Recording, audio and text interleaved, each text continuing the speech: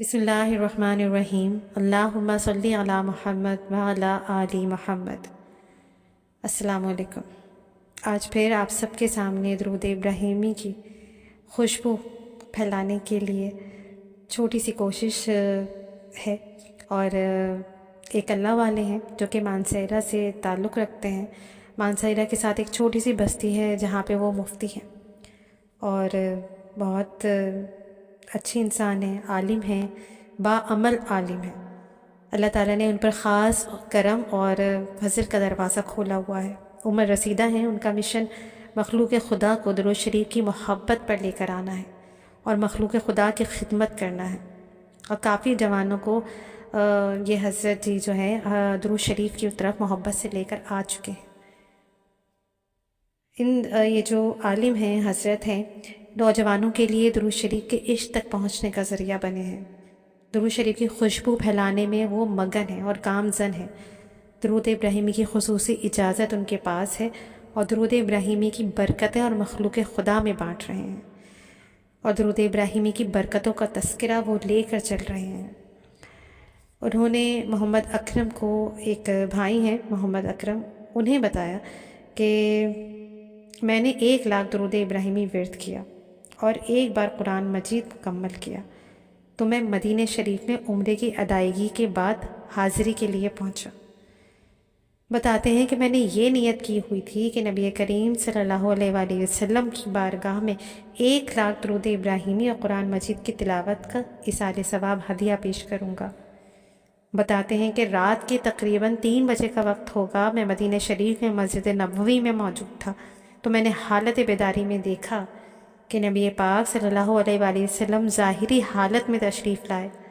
آپ صلی اللہ علیہ وآلہ وسلم نے مجھے مخاطب کر کے فرمایا کہ تم آئے ہو تو ہمارے لیے کیا تحفہ لے کر آئے ہو؟ تو میں نے عرض کیا کہ یا رسول اللہ صلی اللہ علیہ وآلہ وسلم، میں آپ کے لیے 1,00,000 درود ابراہیمی کا تحفہ اور قرآن مجید کی تلاوت کا تحفہ لے کر آیا، جس میں نبی پاک صلی اللہ علیہ وآلہ وسلم نے خوشی کا اظہار فرمایا اور مجھے اپنے سینے سے لگایا۔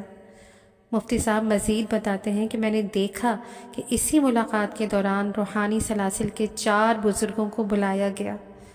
سلسلہ قادریہ کی سرخیل سید عبد القادر جیلانی رحمۃ اللہ علیہ، چشتیہ سلسلے کے معین الدین چشتی اجمیری رحمۃ اللہ علیہ، اسی طرح سلسلہ نقشبندیہ کے بزرگ اور سہروردی سلسلہ کی بزرگ کو بھی بلایا گیا۔ ان سے ملاقات ہوئی اور ان کو نبی پاک صلی اللہ علیہ وآلہ وسلم نے حکم فرمایا کہ آپ سب حضرات باری باری مفتی صاحب کو اجازت بھی دیں، خلافت بھی دیں، اور ذکر اذکار جو آپ حضرات کے سلاسل کے ہیں ان کو پڑھنے کی ترتیب اور اعمال کی اجازت دیں۔ سبحان اللہ۔ بعد ازاں نبی کریم صلی اللہ علیہ وآلہ وسلم نے سب سے پہلے اپنے ہاتھ مبارک پر ان مفتی صاحب کو بیعت فرمایا۔ پھر ان 4 بزرگوں نے آقا صلی اللہ علیہ وآلہ وسلم کے حکم کے مطابق ان کو بیعت کیا اور ان کو سلاسل کی اجازت، سلاسل کی خلافت اور سلاسل کے اذکار کی تعلیم عطا فرمائی۔ مفتی صاحب نے بتایا کہ رب کریم صلی اللہ علیہ وآلہ وسلم نے مجھ پر کرم کیا، اور نبی کریم صلی اللہ علیہ وآلہ وسلم نے بذات خود مجھے بیعت بھی فرمایا، اجازت بھی عنایت فرمائی، اور آقا صلی اللہ علیہ وآلہ وسلم نے اپنے شیروں کو بلا کر مجھے خلافتیں بھی عنایت فرمائی۔ مفتی صاحب بتاتے ہیں کہ اس وقت سے لے کر اب تک جب بھی میں درود شریف پڑھتا ہوں تو اس کی برکتیں اور خیریں متوجہ ہو جاتی ہیں، اور جس کو بھی درود ابراہیمی پڑھنے کے لیے دیتا ہوں اس پر راز آشکار ہوتے ہیں، اس پر روحانیت کھل جاتی ہے، اس پر نورانیت کھل جاتی ہے، اسے توجہات رسول صلی اللہ علیہ وآلہ وسلم، عشق اہل بیت علیہ السلام اجمعین اور عشق صحابہ رضوان اللہ عنہم اجمعین نصیب ہوتا ہے، اور اولیاء کرام رحمۃ اللہ علیہ کا ادب نصیب ہوتا ہے، اور اس درود شریف کی برکتیں ان پر کھل جاتی ہیں تو وہ سر پر کالی پگڑی پہنتے ہیں، اور ان کے دائیں ہاتھ کی انگلی میں چاندی کی انگوٹھی ہے جس میں کالے رنگ کا موتی جڑا ہوا ہے۔ اس حوالے سے بھی عرض کرتا چلوں کہ وہ اولیاء کرام جن کو نبی پاک صلی اللہ علیہ وآلہ وسلم موجودہ دور کے اندر اپنی محفل کے اندر بلا کر اپنے ہاتھ مبارک پر بیعت فرماتے ہیں، ان کے دائیں ہاتھ میں کالے موتی کی انگوٹھی پہنائی جاتی ہے اور ان کو سر پر کالی پگڑی پہننے کا حکم دیا جاتا ہے۔ یہ روحانیت کا ایک خاص راز ہے۔ اس کے پیچھے کیا راز ہے اللہ ہی جانتا ہے، اور اللہ کے حبیب صلی اللہ علیہ وآلہ وسلم ہی جانتے ہیں۔ اس کے بارے میں ابھی تک ہمیں اس راز سے آشنائی نہیں مل سکی، تو یہ ایک راز تھا جو آپ کی خدمت میں عرض کیا ہے۔ تو درود ابراہیمی کو محبت سے پڑھتے رہیں، اور درود ابراہیمی کو بہت ہی ادب سے، محبت سے، چاہت سے پڑھتے رہیں، اور اس کے رازوں، اس کی مٹھاس، اس کی چاشنی، اس کی روشنی، اس کے نور، اس کی تجلیات، اس کی نورانیت، اس کی روحانیت سے خود کو، اپنی نسلوں کو لبریز کرتے جائیں۔ اللہ پاک ہمیں کثرت کے ساتھ درود شریف پڑھنے کی توفیق عطا فرمائے، آمین ثم آمین۔